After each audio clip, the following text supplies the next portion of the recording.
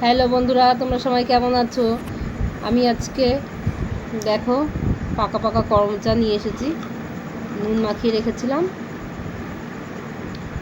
করমচাগুলো কাটিনি, এমনি নুন মাখিয়ে গোটা গোটা নুন মাখিয়ে রেখেছি। পুরো লাল হয়ে গেছে, নাড়ানো হয়ে গেছে। একটু কেটে একটুখানি চিড়ে দিলে নুনটা ঢুকতে বেশি ভালো লাগবে।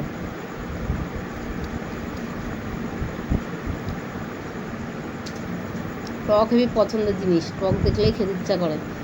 তো এই দুপুরবেলা আমি একটু নুন মাখিয়ে রেখেছিলাম, এই এখন খাচ্ছি বিকেলবেলা।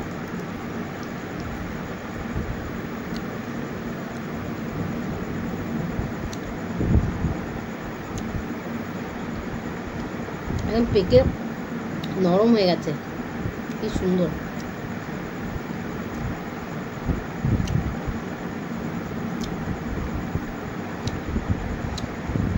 খুব ভালো লাগছে খেতে।